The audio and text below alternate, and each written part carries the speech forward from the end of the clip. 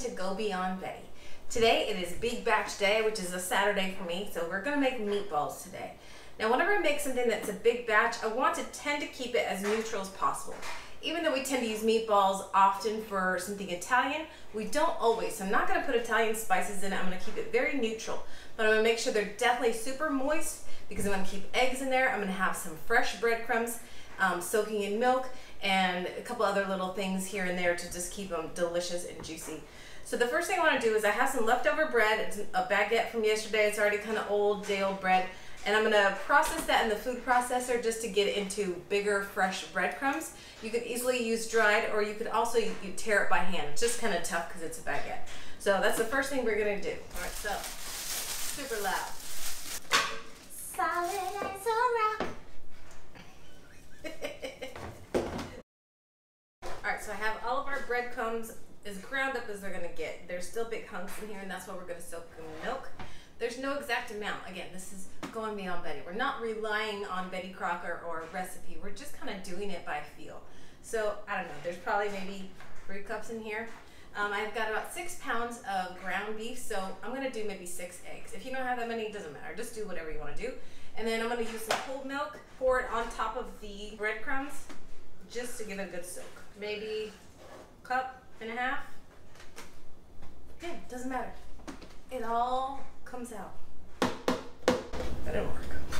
All right, there's 6. I'll just give it a little whisk in the corner and then incorporate all of it. Gotta wash my hands. I use my new one. So I'm not going to do salt and pepper yet. Now that those are kind of mixed together, then I can go in with the big guns. I just want everything getting kind of soggy. The other thing I did is I took out the beef about a half an hour ago because you're going to be rolling these with your hands and it is cold.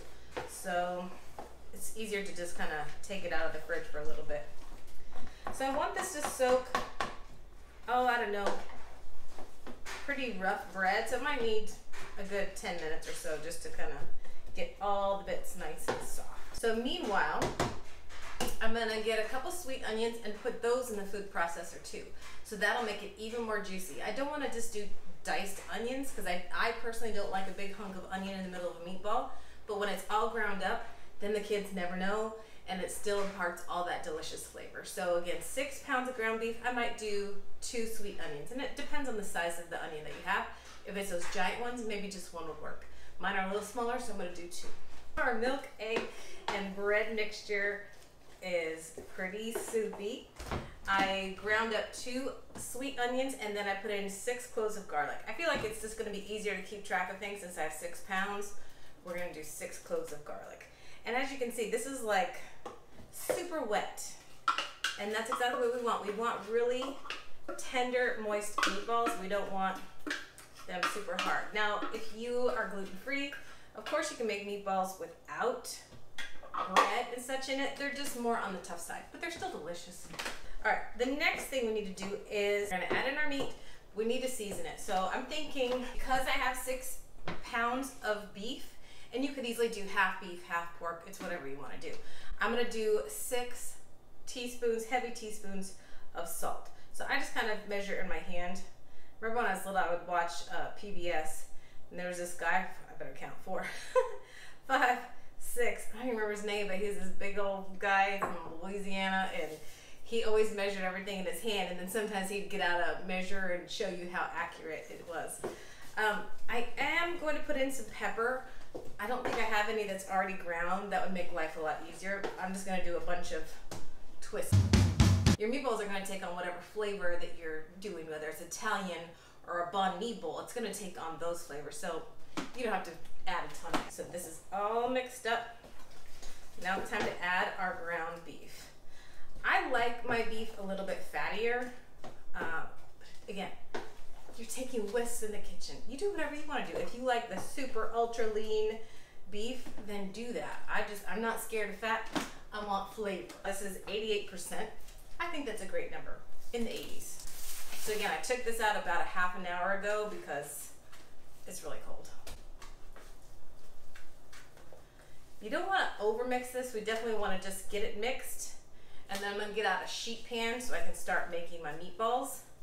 after I make the meatballs, then I'll start packaging it. I tend to put it in quart bags. That tends to be about a pound, pound and a half. So I'll probably make 5 or 6 packages because that tends to be enough for dinner and lunch. If you're a family, you know, of maybe 4, then it's just probably a good dinner. Or maybe you want to make bigger packages. Totally up to you. I'm gonna do just a couple shots of Worcestershire. I feel this adds kind of just a little bit of umami flavor. I don't want to go crazy with it because again, if I'm not doing something that it blends well with, then I won't like it.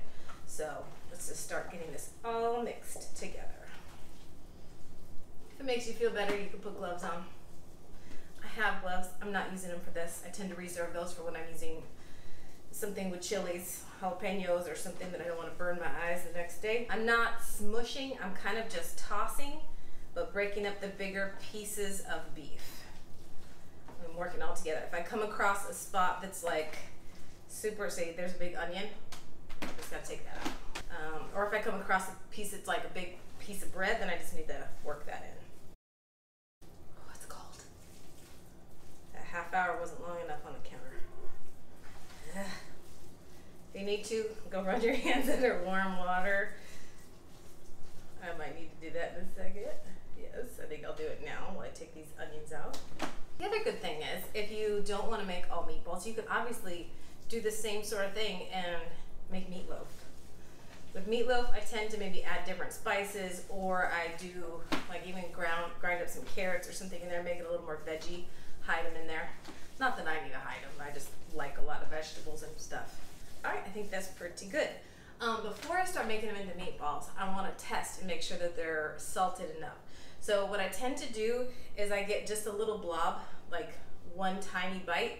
I just put it in the microwave for like 20-30 seconds. It cooks extremely quickly. The texture is going to be awful because obviously we don't really cook meat in the microwave, but it will let me know if there's enough salt in here. So we're going to test with our tiny little mini meatball. So it cooks about 20 seconds and it's boiling hot. Oh, fat. Again, we're not worried about the texture, we're just trying it for salt. See if we maybe need a little bit more, I don't know, Worcestershire, pepper, but mostly salt. That's what we're testing for. More salt. I'm using kosher, and so I think if you're using sea salt or regular salt, 1 teaspoon would be perfect. For me, kosher is a little light.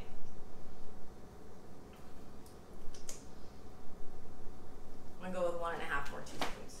Since I have my hands clean, might as well do this too. More of everything. More of everything makes everything better, right?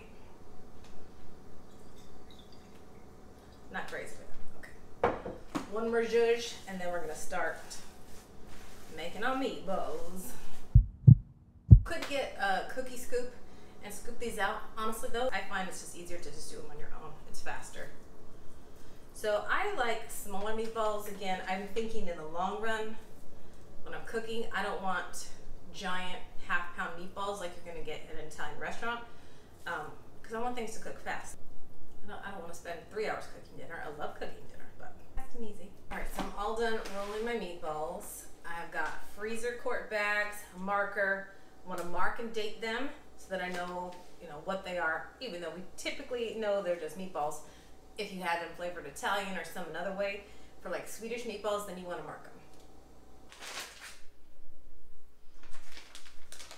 I don't just throw them in haphazardly. I do try to stack them and make them in even rows, whether you can get 3 or 4 across.